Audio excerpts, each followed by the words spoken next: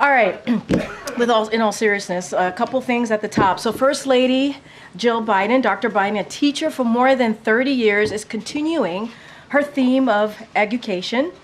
For today's White House Easter egg roll, transforming the South Lawn and Ellipse into a school community full of fun, educational activities for children of all ages to enjoy. In total, approximately 40,000 people will take part in this year's event. 40,000 people. We do want to say a special thank you to the American Egg Board and America's egg farmers for continuing its more than 45-year history of support for the event and for its donation of 64,000 eggs used on the South Lawn and another 64,000 donated to the Capital Area Food Bank to match the eggs used for the roll. And I have some news for you at the top. I know many of you were asking this question over the weekend. President Biden will travel to Baltimore on Friday to visit the collapsed Francis Scott Key Bridge, meet with state and local officials, and get on the ground look at federal response efforts. The president is continuing to lead a whole of government approach to the collapse. President Biden and his team are working with Governor Moore, the congressional delegation, Mayor Scott, and numerous state and local officials to reopen the port, rebuild the bridge, and support the people of Baltimore. Through the Unified Command, the U.S. Coast Guard is coordinating a complex and highly coordinated effort to remove the wreckage with resources from the U.S. Army Corps of Engineers, the state of Maryland, and others. Crane barges are on the scene supporting the mission. In addition, the Chesapeake 1000, the largest heavy lift crane barge on the East Coast, which is nearly 200 feet long and can lift 1,000 tons, arrived Thursday night. And on Saturday, the Unified Command successfully removed the first piece of wreckage.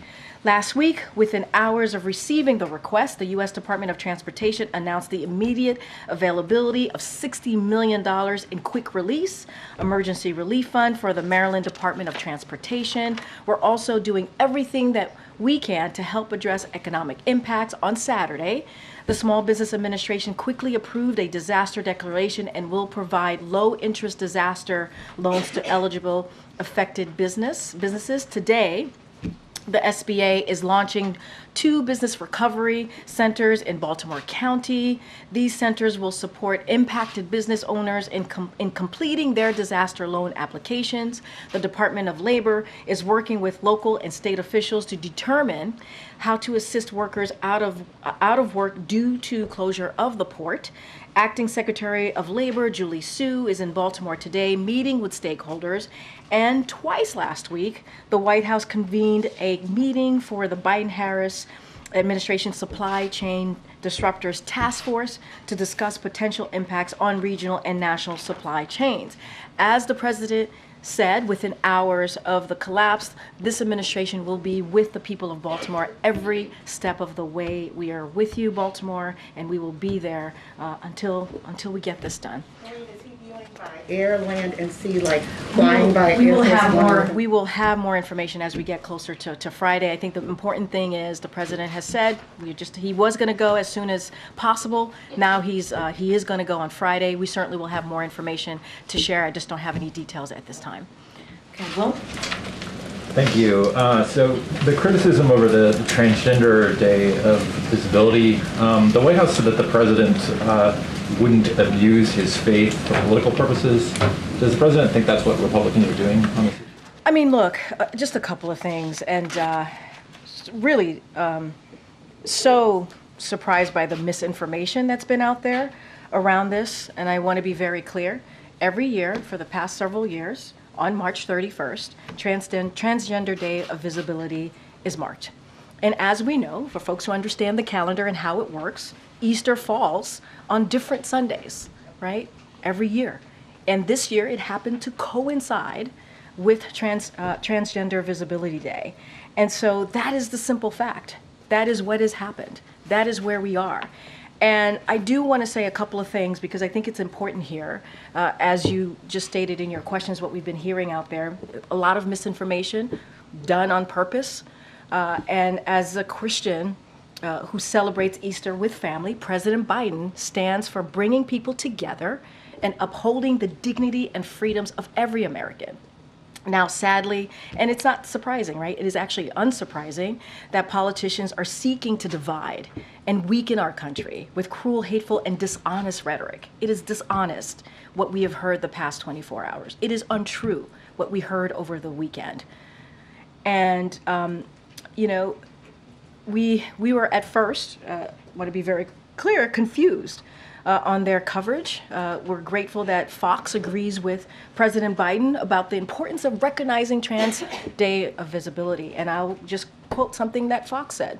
Back in 2021, they tweeted this: Trans Day of Visibility is dedicated to celebrating transgender people. To all the transgender men, women, and non-binary folk, we see you and stand with you. President Biden will never abuse his faith or for political purposes or for profit. That is not what this administration is about. That is not what being a leader is about. And this misinformation out there is it's bad. And it is dividing, it is caused to divide us. And I want to say one more quote. This is what Politico covered every year. And I said this at the top of my answer: Transgender Day of Visibility is on March 31st. This year, March 31st just so happens to be also Easter, the date of which changes every year. That's how I started out, and that's how I end. Thank you.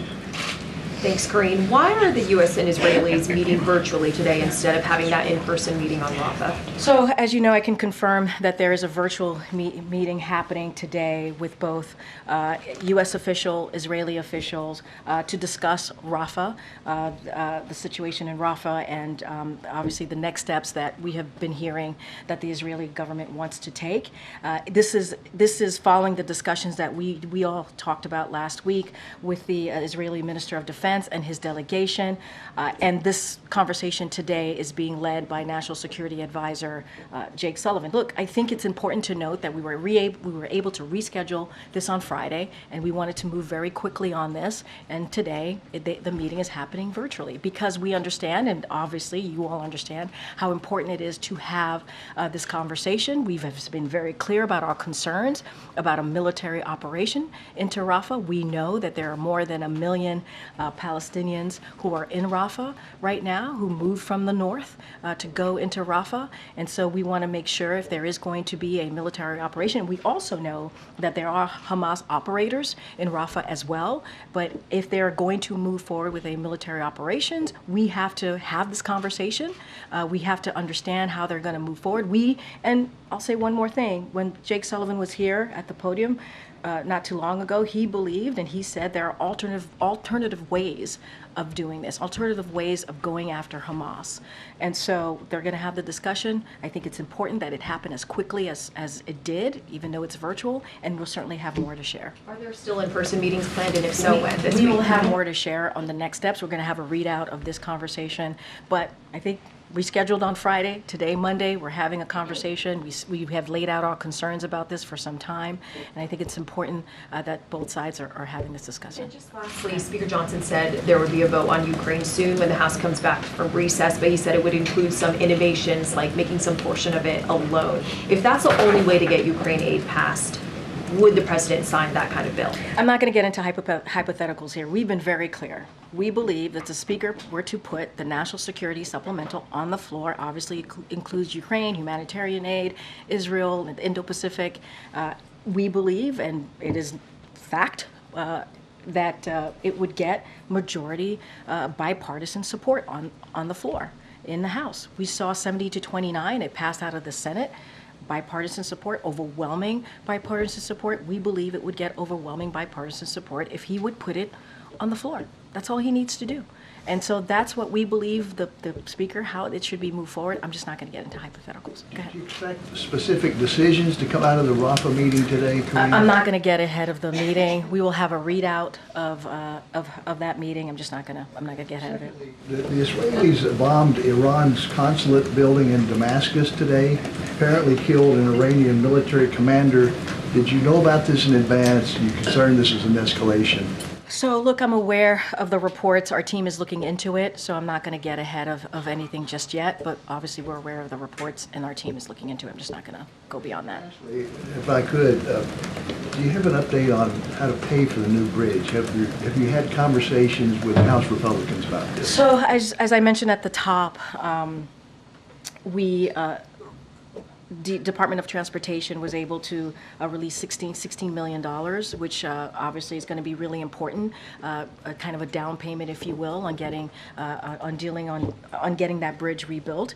We're going to have continued conversation with the state of Maryland to get a sense of how much this is going to cost, and we have said we're going to certainly continuing to talk to Congress to get some assistance here. The president has been very clear. He's going to be there for the people of Baltimore. This is a whole of government approach, and we are going to do everything that we can to make sure that that bridge gets back up. I don't have anything further to share on congressional conversation, but that's a commitment that the president has made. Okay. Thanks, Karine. 60 Minutes reported last night on a connection between anomalous health incidents and a unit of the Russian military intelligence service. What's the White House reaction to that reporting? So I'm going to be really careful here. The intelligence community has not concluded that. Obviously, there was an assessment that intelligence community made, and so I would have to refer you to ODNI on their assessment. But that particular piece about Russia, I know that they had not concluded that. Right. And I know that the intelligence community has said that they still think it's not likely that a foreign power is responsible. How can the administration continue to believe that when you have so many credible U.S. officials who have experienced this saying otherwise? So look, this is an intelligence community assessment. ODNI can speak specifically on how they got to that assessment, how they got to that conclusion, so I want to be super mindful. What I can speak to is what we have done since 2023, since the intelligence committee assessment, and we have taken this very seriously. The president takes U.S. personnel, making sure that they are protected is the most important. A couple of steps that we took, we prioritized investigations into the cause of AHIs and to examine reports thoroughly. Now, this is something that the president directed the departments in the federal government, obviously across the federal government, to do, ensure that U.S. government personnel and their families who report AHIs receive the support and timely access to medical care that they need, and to take reports of AHIs seriously and threat to personnel with respect and compassion. So we have taken some actions that will that the president directed his agencies across the federal government.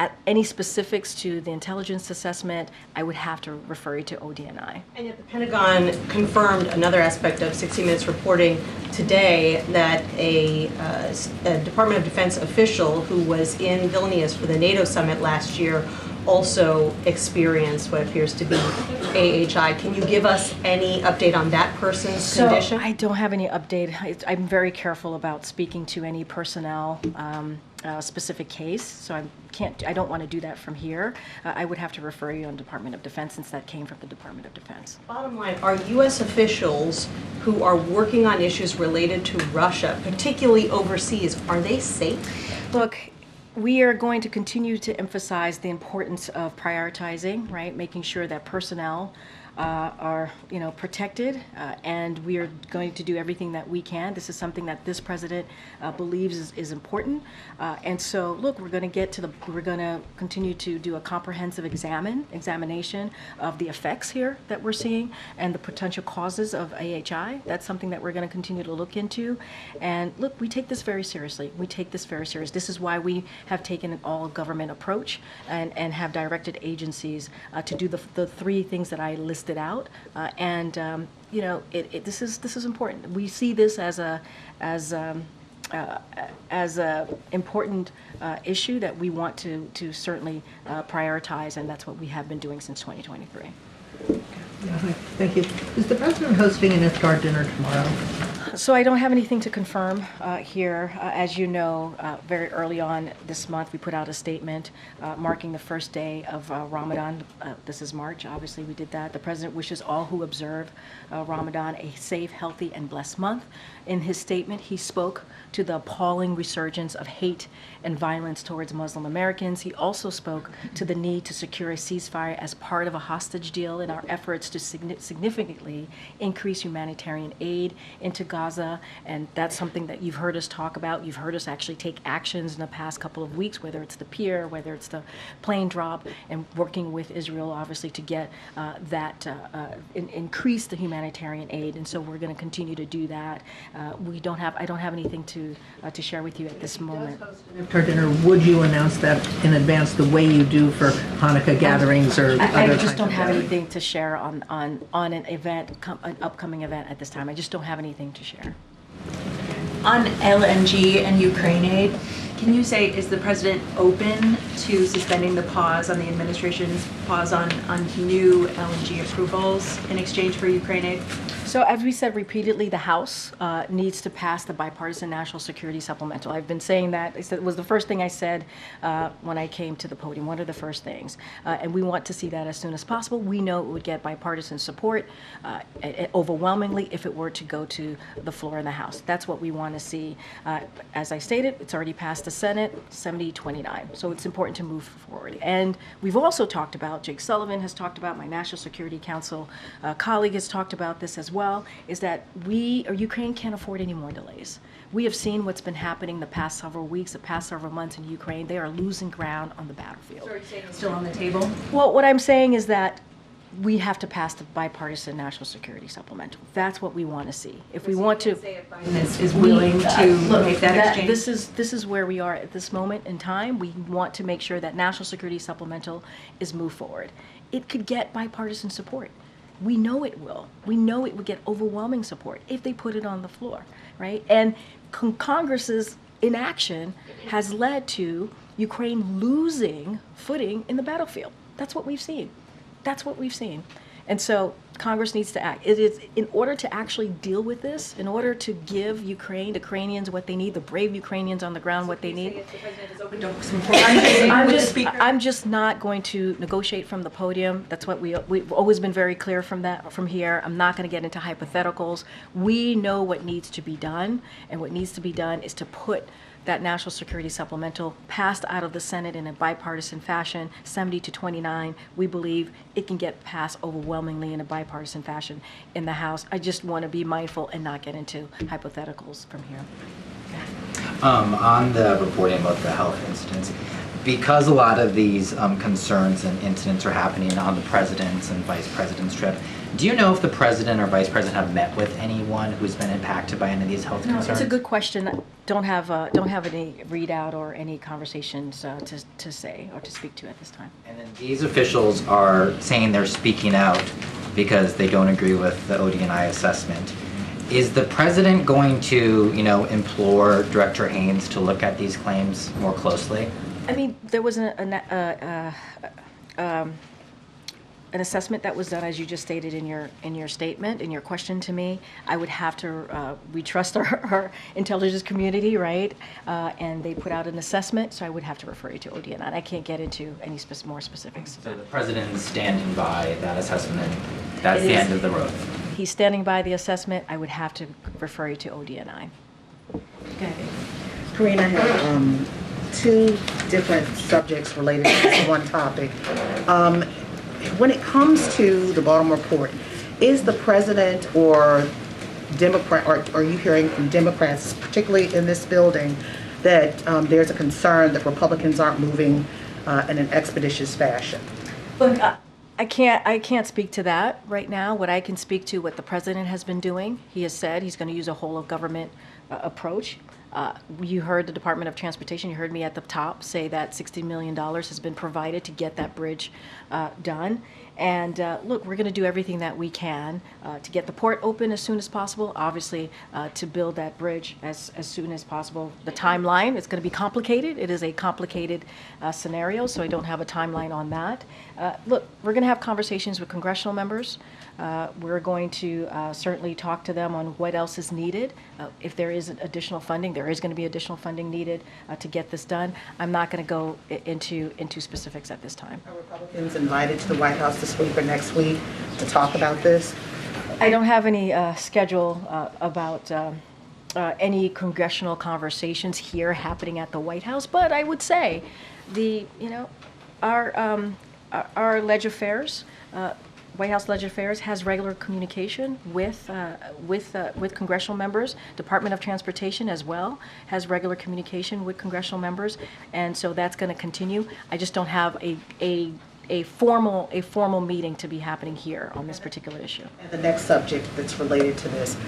After all of us, the world, watched how that cargo ship, that multi-hundred-ton barge, ran into the pillar, is there a concern about assessing bridges that deal with these kind of things around the nation? Has there been talk about that? Because this was, yes, it was catastrophic, but this government seems to be very reactionary. When something happens, it jumps on to try to fix it. Which I think is a good thing. I think when something happens, the fact that this administration jumps on top of it and tries to make sure that we don't forget the communities, we assist, and we get communities put back together, right? The bridge is something that the people of Baltimore are feeling very acutely. And so we're going to certainly do everything that we can to get that bridge back up and to get the port open. Look, but as you're asking me about bridges and certainly infrastructure, no, but that's why the bipartisan infrastructure legislation was so important. Let's not forget that infrastructure law is now going to really deal with infrastructure in a generation. It is something that is an investment in our infrastructure, not just bridges. We're talking about tunnels, we're talking about roads, right? We're talking about broadband, right? These are incredibly important, and creating jobs, creating good paying union jobs. And so that is what the president has said he was going to do. The last administration turned it into a joke. It was infrastructure week every week, and he did absolutely nothing. And so this administration was able to get a bipartisan infrastructure law done. And so we are proud to have been able to do that. Obviously, it's going to speak to the bridges. It's going to speak to roads and tunnels. And I think that's important that that was able to get done within the president's first term. Thank you, Karine. International doctors has been describing horrific scene at the Shifa hospital where 300 bodies were found. Some were tied up and executed, including doctors, women, and children. Is the White House calling for an independent investigation? And second, do you believe that Israel is in violation of international law? And just on another topic, the Israeli Knesset, the parliament, just passed a law banning international media from working in Israel. You always call Israel as an ally that you share value with. Is this a value that you share with? So you asked me two very important questions, and I want to get to them. So as it relates to, and I think you're speaking specifically, at least the reports that we've seen is about Al Jazeera specifically, but it doesn't matter, whichever, right, journalist more broadly. But to those particular report, we've seen the reports, and certainly I'm going to refer to Israel for what they may or may not be considering. But if it is true, a move like this is concerning. We believe in the freedom of the press. It is critical. It is critically important, and the United States supports the critically important work journalists around the world do. And that includes those who are reporting in the conflict in Gaza. So we believe that work is important, the freedom of the press is important, and if those reports are true, it is concerning to us. And to your first question, so look, Hamas should not be operating out of hospitals. We have said that. We've said that over and over again. And putting civilians at risk. That's what we're seeing. And we are concerned by how Hamas appears. They appear to have been able to reconstitute in a hospital so quickly. So we've always also made clear that we continue to support Israel's right to defend itself. But as we've also said, we do not want firefights in a hospital where innocent people, helpless people, people seeking medical care are caught in a crossfire. We don't want to see that. We have urged Israel to take every step to avoid civilian casualties, and this just points to how challenging Israel's military operation is because Hamas has intentionally embedded themselves into civilian infrastructure, into these hospitals. And so we've been very clear as it relates to the footage, as it relates to the photos and reportings. We have not verified that footage. We're reaching out to the Israeli government to get more information. But obviously, if these reports are true, that is indeed deeply concerning. The difference between the civilized world and uncivilized world is sticking to international law at the time of war. So regardless, even if these people were Hamas, do you believe that under international law, Israel has the right to execute people, even if Hamas, which you consider a terrorist organization, regardless, so you can't hold them to the same standard as a professional army that often the White House praise as a professional army, they know what they're doing, and even sometimes you said, I wish the U.S. Army behaved like the Israelis. I hear your question, and I have said it is deeply concerning if it's true. We are reaching out to Israel government to get more information. And that is also important to do. We have to make sure that what we're hearing is verified, right? That the footage is also verified. But we've been very clear. We also have to call out Hamas here. They are operating out of hospitals. That's what they're doing. They're embedding themselves in civilian population. This is what they're doing. And so we have to be also very clear about that. And we have said, we've urged Israel to take every step that to avoid civilian casualties. So we're going to reach out to the Israeli government, get more information on that. And if that is indeed the case, it is deeply concerning. It is deeply concerning. Thanks, Karine. Just kind of going back to the LNG pause for a minute. In January, when the pause was announced, the president put out a statement and he said, this pause on new LNG approvals sees the climate crisis for what it is, the existential threat of our time. Does the president still believe that LNG pause is so necessary? Nothing has changed. Nothing has changed in our posture on LNG. Great. Okay. Okay, John. Thanks, Karine. Back in 2007, there was another deadly bridge collapse. It happened in Minnesota, and days after Congress reacted, they passed the funding to replace that bridge. Is the president disappointed that there isn't that same sense of urgency as it relates to the Key Bridge in Baltimore? So look, what I can speak to right now in this time, in this moment, is what the president has promised. A whole of government approach here, response, that's what you've seen. The Department of Transportation was able to provide $60 million just last week. They made that announcement. You heard me talk about that at the top. And we will, of course, we are going to work with Congress to ensure that we have the resources, right, needed so that we can make sure that this is fully covered. The rebuilding of the bridge is fully covered. I'm not going to go beyond that. We're going to have those conversations. We're going to make sure that we are there for the people of Baltimore. That is the president's promise. He said that the federal government is going to fully pay for that, and he's going to stand by his word. Thank you, Karine. Also about Baltimore, the 6 victims of the collapse of the bridge were Latino from Mexico, Guatemala, El Salvador, and Honduras.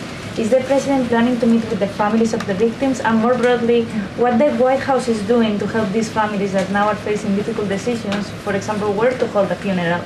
Because some of the family members cannot leave to the home country, some others cannot come here. So what are you doing to do that? So, going to give you more about what the president's going to be doing on Friday in the next upcoming days. We'll have more details to share to all of you.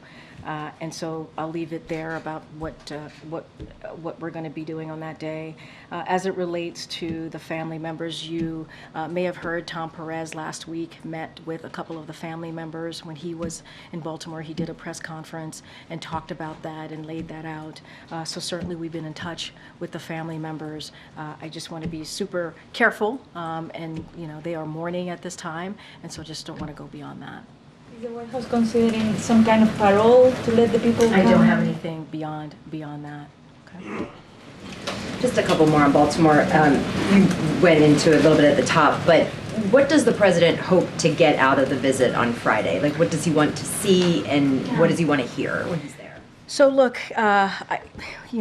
sadly, he's done these kind of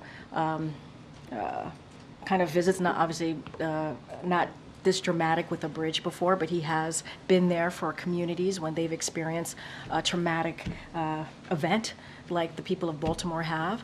And I think it's important for him, for people for folks who are working on the ground, whether it's the first responders who were there in the first couple of hours or the folks who are there now, to see to see the president, to hear from the commander-in-chief, to know that he appreciates the work that they've been doing around the clock, to also be there for the community. We've seen Governor Moore, we've seen the mayor do everything that they can for the community in this time. And so the president wants to be there as well. Governor Moore is going to be joining him. I can share that with all of you, and certainly we'll have more beyond that.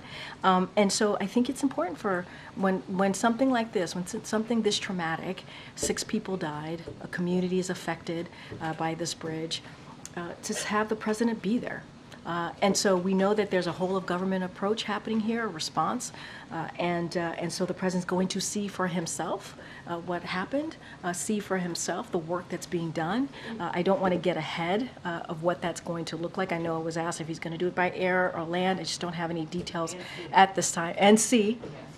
True, and see, we'll have more details to share if the family members are going to be there. We just have more detail to share. Obviously, he'll be there with Governor Moore, and he will assess himself and see for himself and hear directly from the people who are on the ground doing the work. And Governor Moore and Mayor Scott were facing personal attacks in the wake of the bridge collapse last week. When was the last time the president talked to them, and did they talk about that? What's the White House response to that? So look, I think Governor Moore said it perfectly on Sunday. We do not have time for this foolishness. We just don't.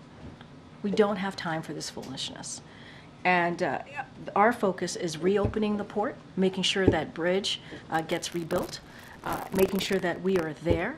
We are there for the people of Baltimore. And so I will add that these claims are baseless, and they're just wrong. They're just wrong. And we're not going to let these misinformation, disinformation, these horrible statements that are being made distract us from the work that the people of Baltimore want us to do. And so we just have no time for any of this foolishness. And that is, I think, the best way that could be said by the Governor Moore, who said this yesterday. Yeah. Oh, yeah. Yeah. I'm referring. I mean, Karine could speak to her question, but they've been under attack. There was the DEI comment on the mayor. There's been other really misguided, misinformed, just awful statements that have been made, and those are wrong, and those are baseless, and we cannot be distracted here. Are they racist statements? Look, what I can say is they're wrong and they're baseless, and I think that that goes pretty far, right? And let's not forget, 6 people lost their lives. 6 people lost their lives. Yeah, Jared. As you have these conversations with Congress about the funding needed to reopen the port and rebuild the bridge, are there also conversations about any additional legislation that may be needed as it relates to like regulation or oversight? So look, I'm not going to get into. I'm not going to get ahead of the funding conversations here that we're having, and I think that's what is the focus here right now, is to make sure that we have the funding, that we get that bridge built, make sure that we open that port. I think that's really important. Just don't want to get into, not going to get ahead. As you know, there's an investigation happening, so don't want to get ahead of that. Does the president support the $20 minimum wage that's going into effect for fast food workers in California today? Let me look into that. I have not seen that reporting. Obviously, the president believes that every worker should be paid. Should be able to be paid to support their family. And you hear the president talk about making sure that folks are able to live in dignity, right, and respect, have that dignity and respect to raise their family. You hear the president talk about his own experience growing up and how difficult it is to be when you're around the kitchen table making those difficult decisions. On this particular report, I don't want to speak about it until I get more information. But going back to the LNG export ban, the Energy Secretary has said that that's a temporary pause. I'm wondering how long temporary is, and if it is to the level that was read out earlier, related to the climate crisis, are there plans to make it permanent? I would refer you to the Department of Energy. Okay. Thank you so much. Starting with Turkey, can you just tell us a little bit more about the Turkish president's visit next month? What priorities the two presidents bring to this meeting? Yep, we'll have more to share as we get closer to that date. Don't want to get ahead of obviously what's actually going to happen in the meeting, but certainly we'll have more to share. Well, then I'll move on to a Chinese national was arrested for trespassing on a California naval base. Does this speak to larger concerns that the White House has about possible Chinese spying, national security, and what are you doing about this? So look, we take those types of incidents very seriously. I can't speak to case by case, but obviously that's something that we take very seriously. We work with folks on the ground when we see those types of cases pop up, but I just don't want to get too far into it. Finally, on Senegal, the president and the Secretary of State have congratulated the new president, the 44-year-old president. This is leading to other societies in West Africa pushing for quicker elections, for a loosening of their entrenched leadership. How does the White House see that, and is that something that you support? Say that last part. It relates to. Say that last part. Sorry.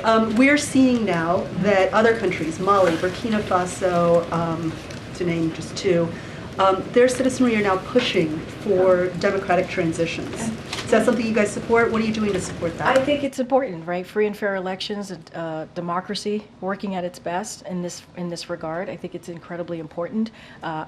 That is something for each individual domestic country to decide on. But I think it's important to have free and fair elections. Let the civilians, let the people decide who's going to represent them. I mean, that's something that we have said multiple times on every election. Will the president post his new Senegalese counterpart? I don't have a call to read out or anything to speak to at this point. Thanks, Karine.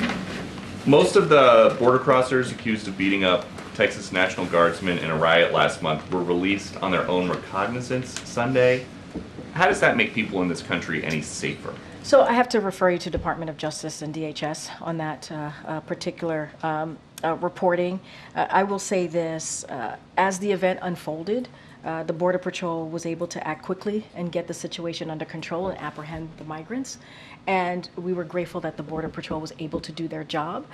Look, there is a challenge at the border, right? Our immigration system has been broken for decades, even before this president became president, obviously, more than 3 years ago.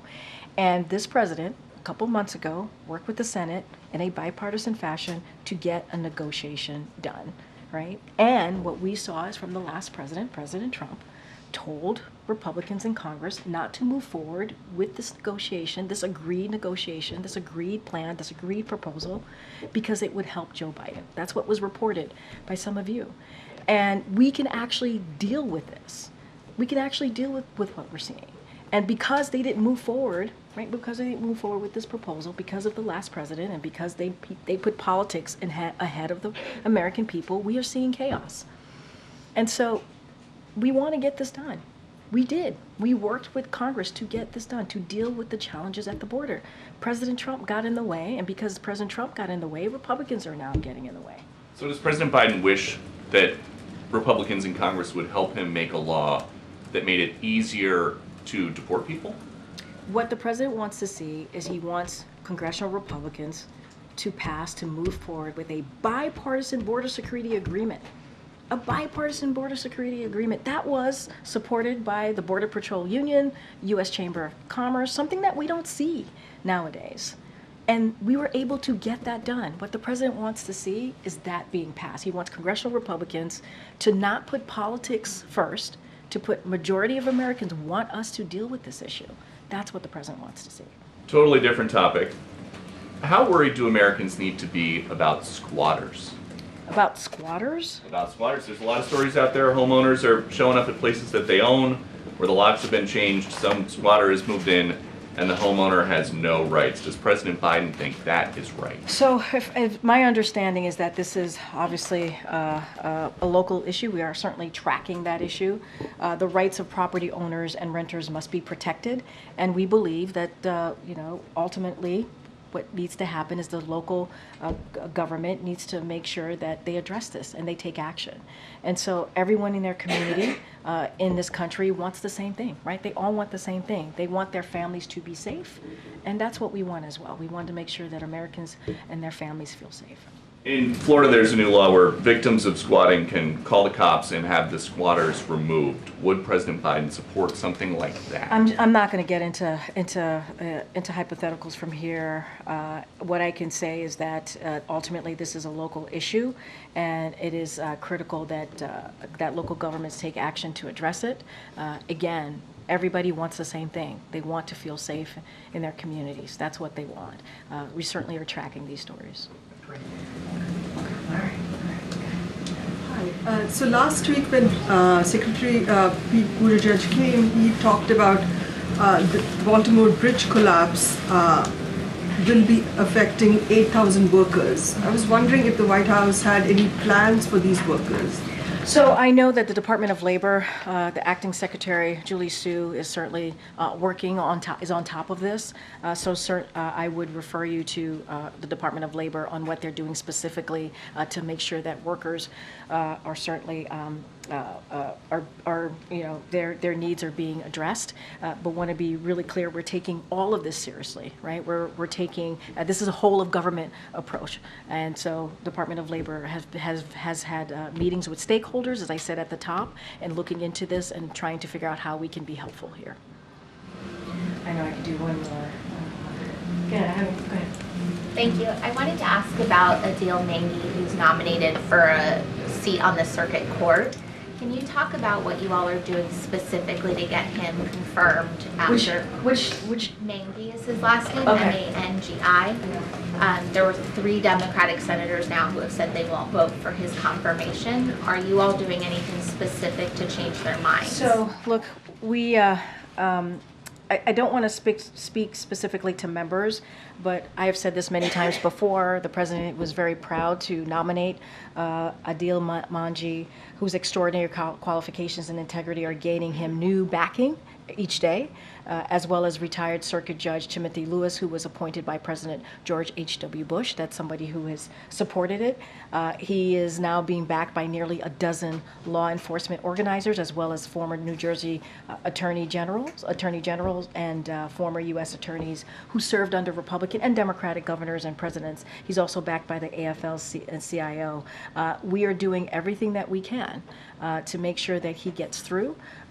This Senate should side with qualities that make America exceptional, which Mr. Mengi embodies, not the hateful forces that we're seeing trying to force America into the past. And so we're going to continue our office here. The president's going to continue to do everything that we can to get him through. We believe he's extraordinarily qualified for this position. The president is proud to have nominated him, and we're going to continue to do the work. Okay, Brian, you're the last one. Thanks a lot. On the Key Bridge in Baltimore, the Key Bridge collapse, and the impact it has had on the Baltimore port, does President Biden want Americans to be prepared for any supply chain problems? So you heard me at the top lay out some meetings that we were able to do. The task force met a couple times last week. As you just stated, the port is one of the nation's largest, as you were alluding to, shipping hubs, and the Francis Scott Bridge is critical to travel in the Northeast Corridor. So we have engaged intensively with industry, ocean carriers, ports, and labor unions to minimize disruptions as shipments are rerouted while the Port of Baltimore is closed to ship traffic. So the Small Business Administration has been quickly activated, obviously. I said this at the top. You have the Department of Labor as well. This is a whole of government approach. The Department of Transportation, we had the U.S. Coast Guard Admiral here that was able to, who's running that effort, obviously, to deal with the cleanup and what we're seeing there in Baltimore. And so we are going to be there for the people of Baltimore. That is what the president has said. We're going to be there every step of the way. You're going to see the president on Friday. We'll have more details to share as we get closer to that day. But all of government approach, Small Business Administration, Department of Labor, Department of Transportation, we are going to be there for the people of Baltimore. What's the President's current assessment on supply chain disruptions? Look, we're obviously going to be monitoring this. We're going to be looking closely into that. And that's why we have activated, the President has made sure that we're doing this in a strategic way, in a smart way, and dealing with all the stakeholders that's going to be affected by this. All right. Thanks, everybody. I'll see you tomorrow.